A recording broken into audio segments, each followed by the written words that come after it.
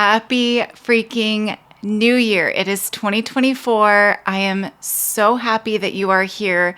I hope that you had the most fabulous holiday season of the rest of 2023 and you are feeling fired up for this year, 2024. Can't believe it myself. I feel like 2023 flew by. And today we are chatting about how to make this year your best year yet. We're going to talk about how to set the vibe, your energy, your goals, all of it.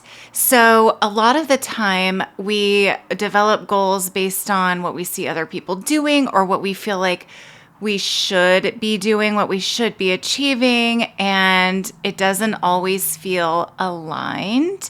And so I want to talk about it.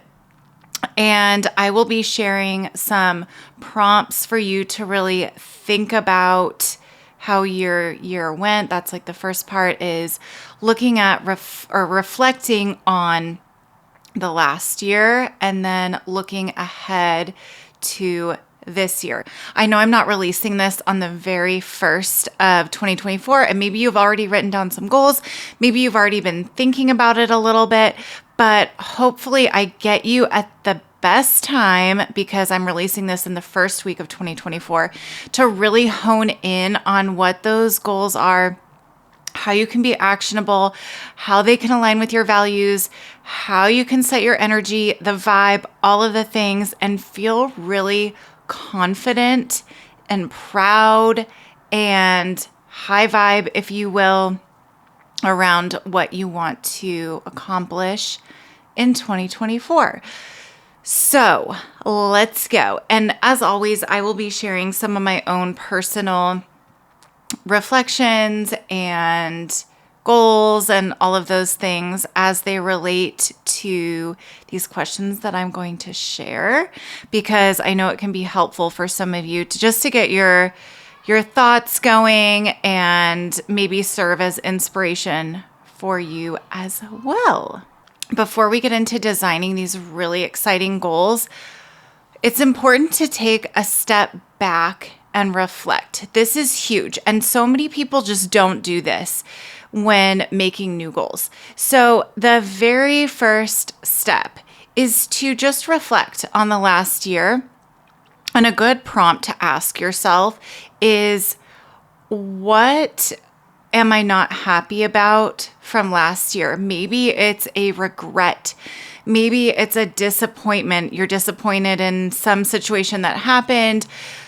Or what's something negative that maybe it's still weighing you down, and think about all of them, all of the big ones that are disappointments, regrets, etc. It's so helpful to do this for so many reasons. And I just want to note that it's really important to do this not to weaponize the things that happen against yourself, like to beat yourself up about it or have these deep regrets and constantly think about it. It's to know that they happened, to reflect on them, and then eventually let them go, which we'll get to. But having the awareness of what happened, why it happened, why do you think it happened? That's another prompt we'll get to in a second. What can you ultimately learn from this? You don't want to be making the same mistakes or having the same regrets or disappointments year after year after year, right? Because that's where we become the same, stagnant, nothing changes. And so it's so important, as uncomfortable as it can be, is to just face those disappointments, regrets. They're really here to teach us lessons. And when we can learn from them as lessons, they're here to grow us as human beings. And like I said, to be more self-aware. So try not to beat yourself up. Just look at them for what they are. If this happened, okay, I don't like that it happened. And then we're going to move on, and I'll kind of share some prompts to help you move on from these regrets. So for me, just to give you an example, I regret taking so much time. I mean, it's a double-edged sword for me, and I've thought about it a lot, but I took probably, how much time did I take? 6 months to really just hone in on like how I want to show up with my brand instead of just taking messy action. And yes, I've been showing up here on the podcast and with my clients. I've been working with my clients since I started my coaching practice, but like on Instagram, I was silent, or I'd post once in a week and then just disappear. And that inconsistency killed me. Not that anyone else noticed. Maybe they did. But for me, I regret it. I regret not taking messy action is what I regret. And that comes from my acquired value. If you've listened to this podcast before, you've heard me talk about acquired values. You've heard me talk about core values.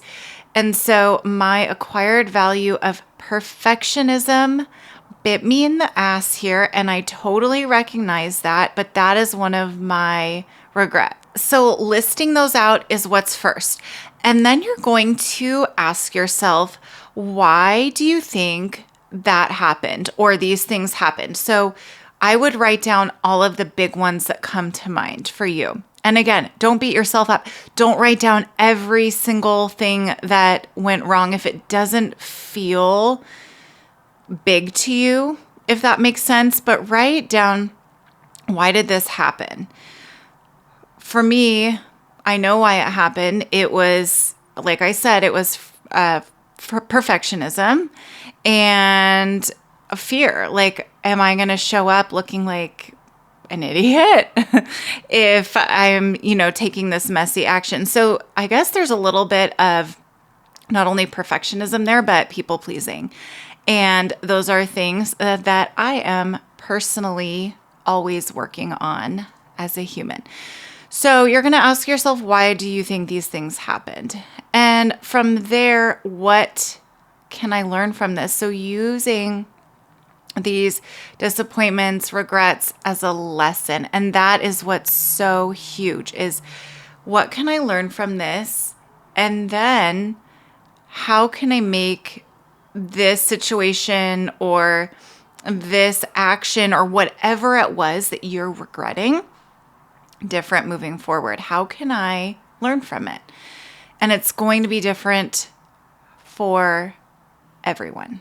This part is a little bit more fun, and I want you to list out what went right in 2023. I would list out at least 10 things. If you can do 20, if you can do 30, 40, 50, the more the better, because it's so important to show yourself what you're proud of. Or what can I celebrate that happened in 2023? So all of the good things. Maybe you got a new job and you're really proud of it, and it's a job that you've wanted for a long time. Maybe you started a new business and it did so much better than you thought it would.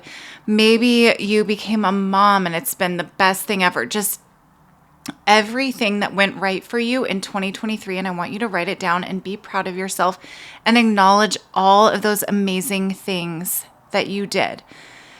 And then I want you to come kind of full circle back, and I want you to think about the top 3 to 5 lessons that you've learned over the last year from January to December 2023. And these lessons encompass the good and the bad, if you want to label it good and bad.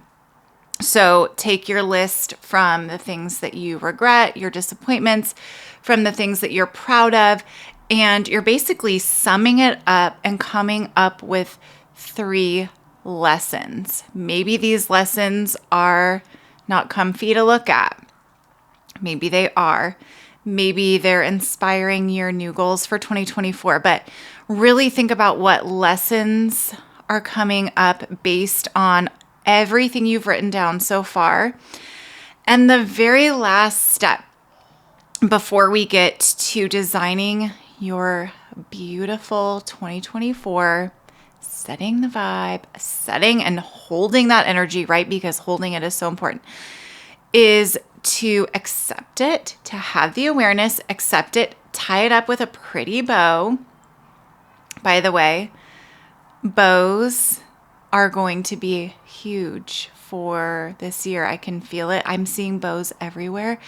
So I'm just going on a little style tangent here, but I am so excited. The girly girl, glam girl in me is loving all the bows. So I had to say that, is to accept, tie up those lessons in a bow, let them go, let that negative emotion or emotions, plural, go.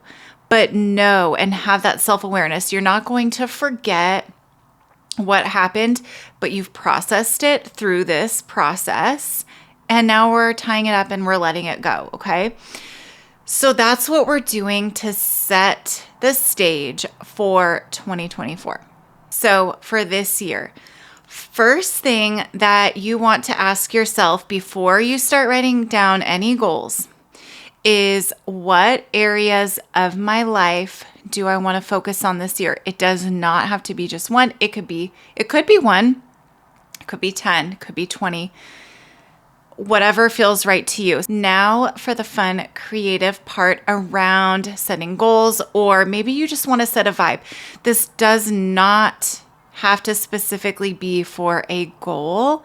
Some people don't set goals. I personally don't do New Year's resolutions specifically. So I'm not using that term, but maybe you are doing a New Year's resolution or several New Year's resolutions, but you can use these prompts for the vibe, goals, whatever they may be for you.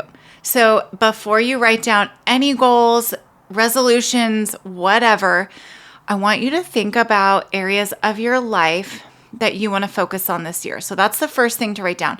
Maybe it's one area, maybe it's 10 areas, maybe it's 20 areas of your life. Here are some different areas just to give you some ideas. So maybe an area of your life you want to focus on is your body, your fitness, your business, career, your home life, your family life, your friends, money, spirituality, fun, romance, love, whatever you want to call it. There are so many different areas of life that we can focus on. And write them down. Maybe it's just one area. Maybe it's two. Like I said, maybe it's 20 areas.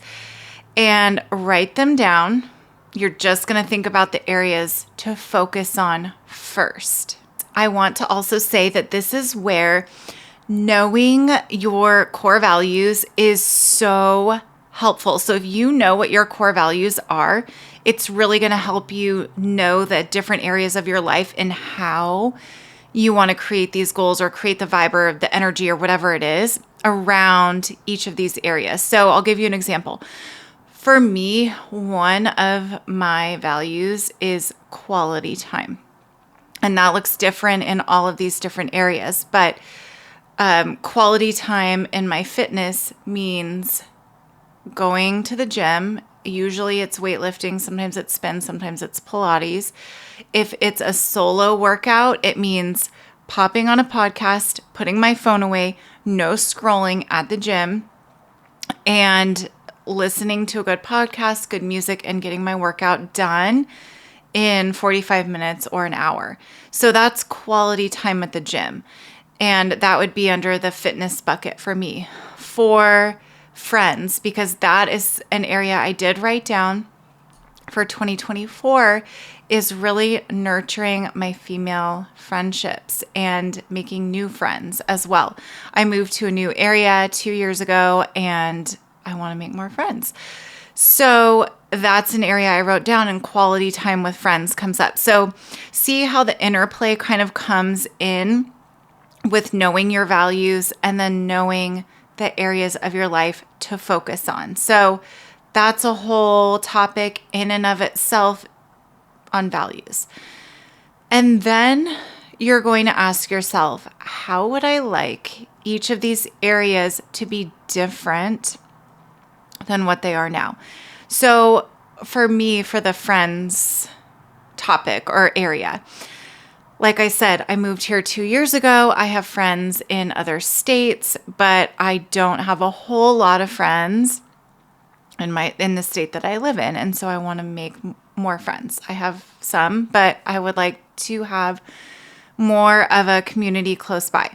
So that is one of my goals, and nurturing that time, creating that quality time with the ones that I do have, but also making new friends and putting myself out there and all of that. So that's where knowing the values is helpful. And that's how I would like things to be different is right now I'm not putting myself out there much. And that's one of my goals is to do that. So that looks different. So you're going to write down how would I like each of these areas to be different. And you're going to write the answer to this question down for every single area that you wrote down. Now we are on to goal setting. Sexy, sexy goal setting. 4 goals. When I am doing this myself, when I do this with my one-on-one coaching clients, goals that we set are always SMART goals. So if you do not know what a SMART goal is, it is specific, measurable, achievable, relevant, and time-bound. So let me give you an example of something that is not a SMART goal and then something that is. So say your goal is to lose 10 pounds and you write down, I want to lose 10 pounds. That's not a SMART goal. SMART goal would be this. I will lose 10 pounds by the end of 2024 by exercising 5 days per week. So you've put action behind it. You've created the exact amount. You have created the timeline and how you're going to do it. So that's what you're going to do when you're creating SMART goals.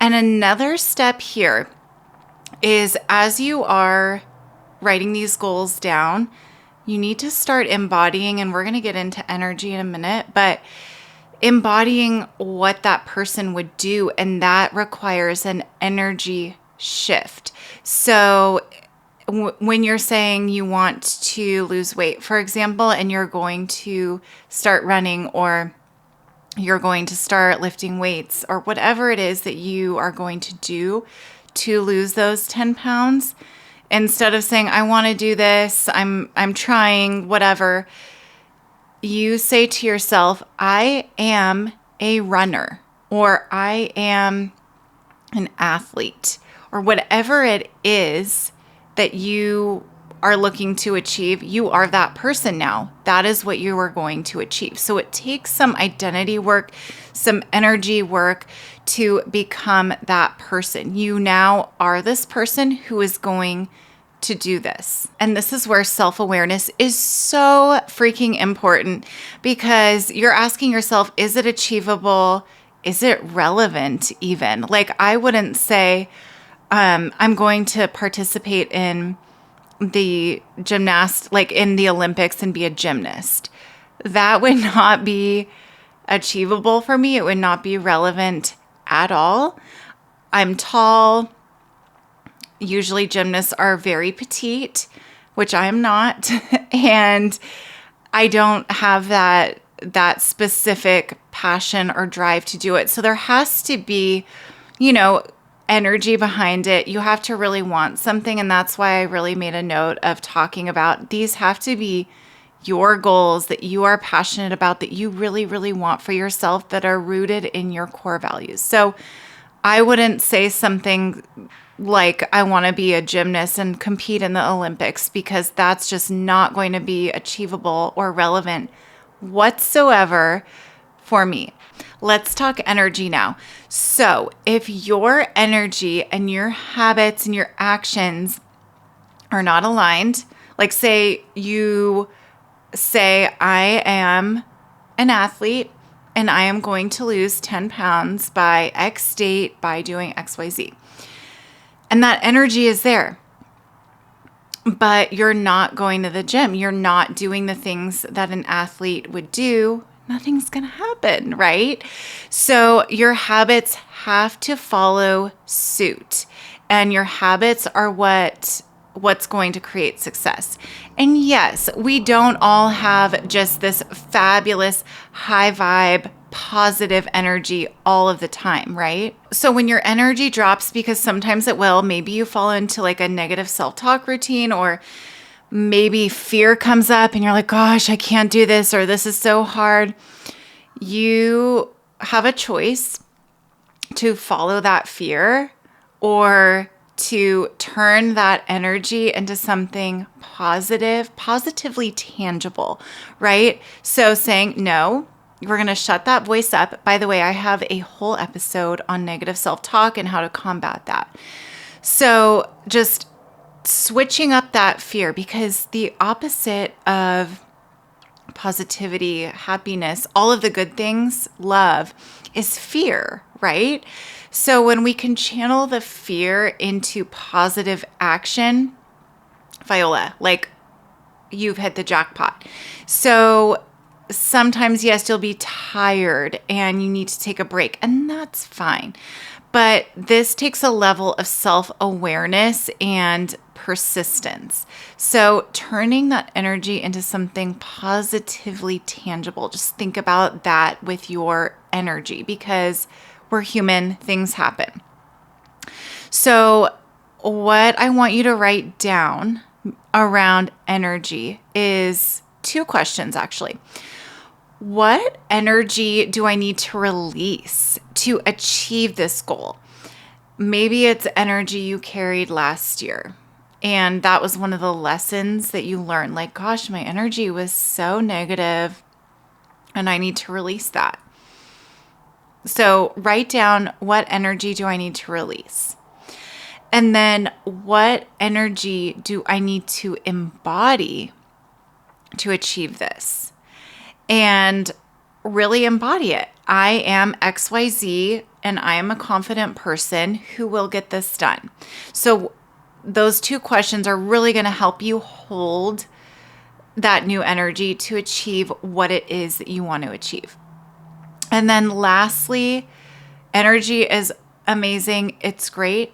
But then what habits are going to support you in achieving this goal? So it's all about habits. What actions are you taking day after day to achieve this goal, right? Because if we set it and we don't do anything with it, nothing's going to happen. So last question is, what habits will support me? And there you have it. Your plan wrapped up in a bow. I'm talking about bows again for 2024. I hope that this episode was helpful. I hope that it brought up maybe some new things for you, maybe some new goals, or maybe some reflections from 2023 that you needed to think on. Brought up new perspective, maybe. This was so helpful for me. And this is actually the first time that I've actually done this as a coach, having been coached myself. And I created this for you, but I've also used it for myself for the first time. And so I'm really proud of this. And I hope that it helps you. And if you liked this episode, I would be so grateful if you would share it with somebody that you think might enjoy it too. With that, I will chat with you next week. Cheers to 2024. I can't wait for this year and all of the amazing things that I have to share with you.